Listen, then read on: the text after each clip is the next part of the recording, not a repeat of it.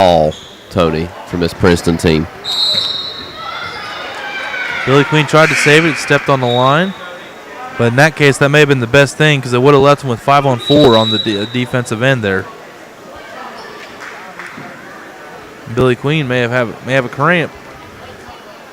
But he just got substituted by Cody Williamson. So let's see what they do here with Queen. He's trying to work it out himself. Levi Turlikowski's going to check back into the action. Levi Turlikowski seeing limited action here in the second half.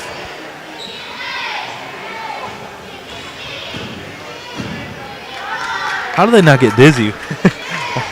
I used to be able to do one. I don't know how they do 3 and 4. Quick rotations on everything. Unbelievable. And hats off to their ponytails all staying intact. Like that's special rubber band, do you think? I think the bobby pin might have an effect on that. The bobby pin. Yep. You seem to know a lot about bobby pins. No, I'm just teasing with you. I really didn't have anything to say back to that. You got to watch. Oh, man. Give one to old Tony. I'm sure you'll get me, man. We got a long season. Yeah, man, that's tough coming off speechless. We're not in the profession where that happens a lot. And Princeton's going to inbound the pass here. Number 15, Jordan Harris gets it into Branson. Branson up top of the key.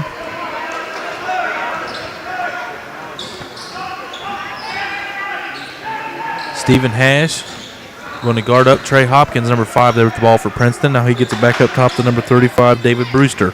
Brewster is going to hand it all over to Branson. Oh. And can't make it that easy.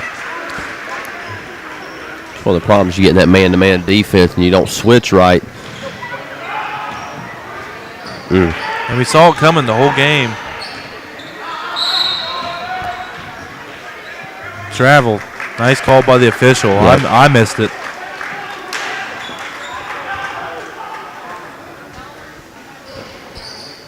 He got too far into the hoop there and tried to give himself an extra step. Oh, man. Not what you want to do. If in doubt, call a timeout. As Lincoln County continues to have problems inbounding the ball.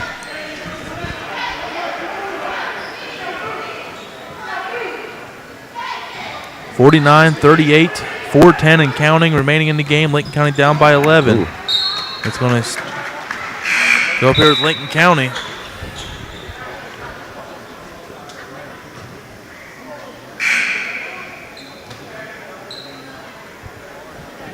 Clock stopped at 4:06. Well, here they're going to get a little closer to half court. Let's see if we can get an offensive possession out of this. There we go. Hunter Lambert getting the inbound pass, and he'll work on Ryan Meadows. Hands it over to Williamson. Now to hand off to Billy Queen. Now to Lambert.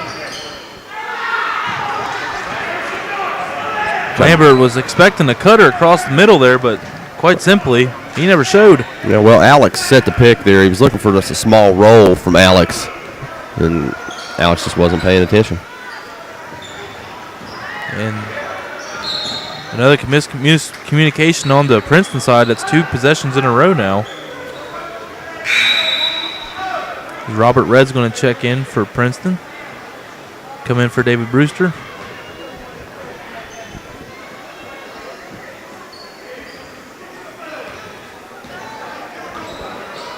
David Brewster seems to be having some issues over here with him getting taken out over here.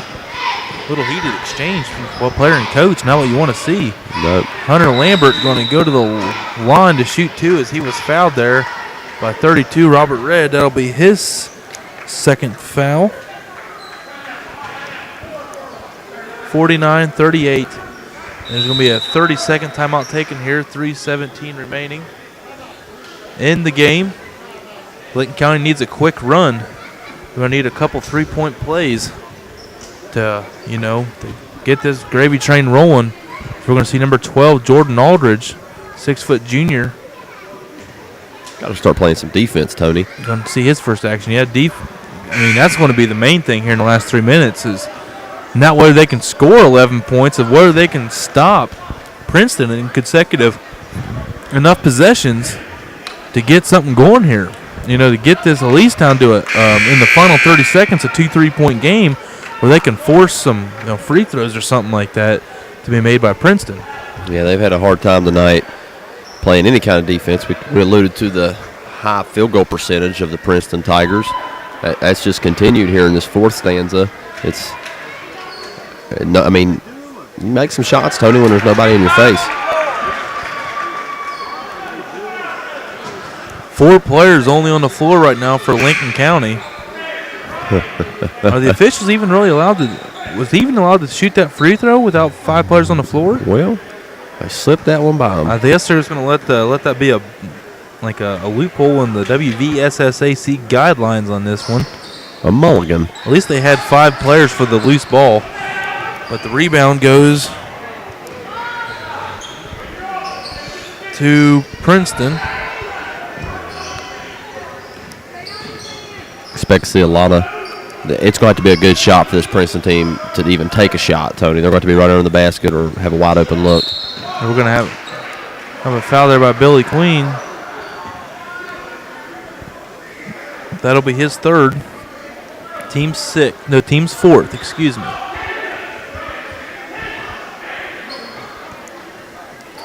Lincoln County will be in bonus the rest of the game, 2:55.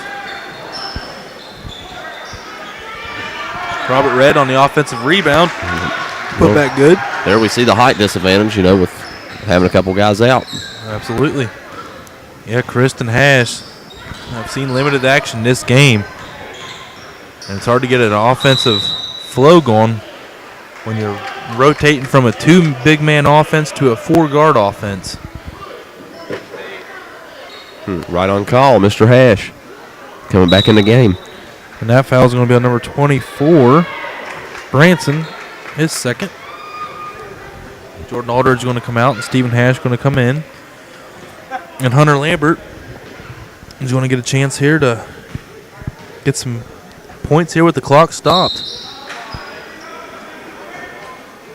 Oh, we have a lane violation. I ain't seen one of them since 1985. I hate that call.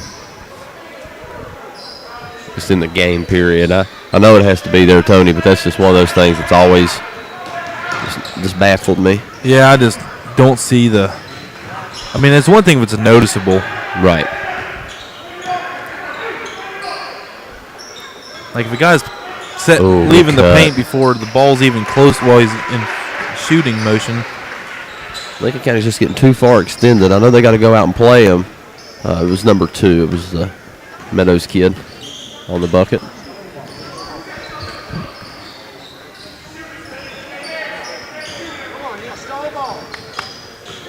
Hunter Lambert going to work the ball now here. See, there we go. That's Alex one. Elkins. Can it penetrate and kick out? It's been there. Well, that's when I think they're the most successful is when Lambert's in the lane dishing the ball.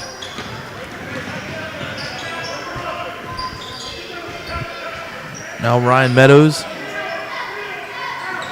here working on Lambert. Give her to Robert Red.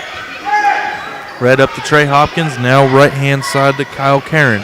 They get it down low, shot up, no good by Branson there, but the rebound was by Hopkins. He go down to Red and kick it back out to 23, Karen. Now Branson, he's going to be fouled by Billy Queen. Minute 20 remaining. That's going to be Queen's fourth. Yeah, Plumlee's going to rattle these troops right here. He's asking for a timeout.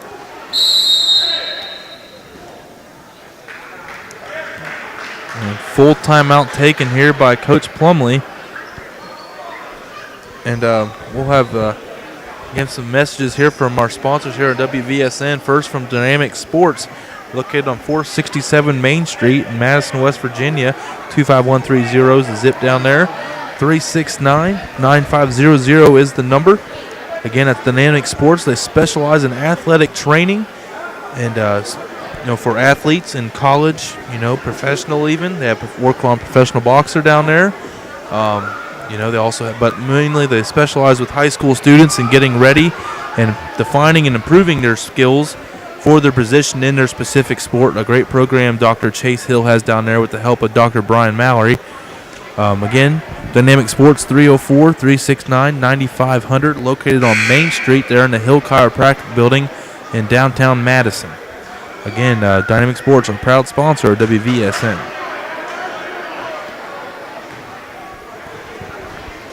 And 53-49 is your score. 14-point game. Lincoln County down by 14. Minute 20 remaining. As we're back here to the action, as Karen's going to inbound the ball. And now they have 5 seconds. Yep. Nice job by Lincoln County there. I'm just glad that 5's quick both ways. We talk about it all the time, Tony. All we ask for is what? Consistency out of the officials. Consistency, that's it. Yep, you got me. There's the one. You left me speechless, man. Oh, it's okay. I ask for a lot of things. That's how I know I blew your mind. Hunter Lambert misses the base. Alex Elkins going for it there by Ryan Meadows. And 53-39 remains your score. 14-point game. Minute and 4 seconds remaining. And starting to look kind of grim for the Panthers of Lincoln County. And the crowd's expressions are telling it all here. It's dead silence. Well, you know, they felt like they could really come in here and get one off this Tiger team.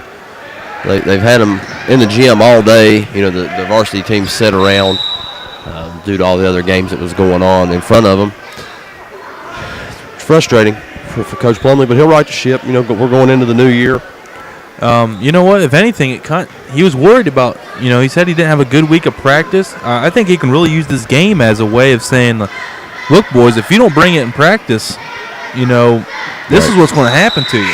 Well, you know, stemming from the, you know, not having a good week of practice, it's hard to practice without all your components. I mean, it's a good. It's a good point. You know, I mean, I'm not going to disagree with you. As we see Plumlee pull all his boys here. Williamson, Hash, Lambert. In the game is 50, Nathan Cremens. Cremens. Yeah, I'll help you with that one. That's a Southern dialect. Okay. Yeah, that's not a name in Ohio. Yeah. But Terlikowski, number 4, he's on the JV team for Lincoln County. Don't have a name for him. Josh Hill. The one thing it's one thing I just noticed there is number 50, Nathan Cremens. He had the biggest smile on his face to make his first varsity appearance for Lincoln County. And they're going to give Trey Hopkins there with the push on Cremens. He's going to go to the line. He's going to get his. There's his chance. He's going to get his chance to get himself in the scorebook. 55-39, 16-point game. 48.2 seconds remaining. Man, Plumlee sounded high on this kid for the future, didn't he? Yeah, I'd say so. When you go out of your way in the interview to talk about the say that's a name you're going to be hearing about, you know. You don't put that kind of pressure on a kid if you don't think he ain't going to be the real deal, especially as his head coach. That's exactly. And he was one of 2. Rebound's going to go to Robert Red, and now he's going to give the ball over to Brandon Fulp. Bring the ball up the floor for the Princeton Tigers. What we should see here is just a passing game, really, for Princeton. As soon as I say that, they bang it inside. There's Cremens with the block.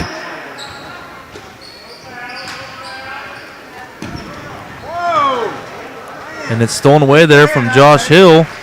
And the layup is up and good by Brandon Fulp.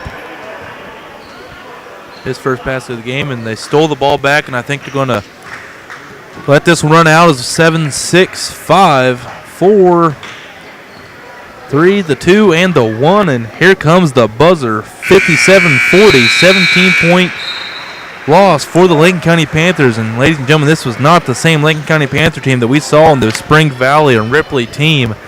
Starting to wonder if all these illnesses and injuries are just starting to finally catch up here with the Lincoln County Panthers. As again, 57-40 is your score. John, any last thoughts here on the game? Well, I'll tell you, Tony, like you said, it's tough for Plumlee and these boys. It's just really tough.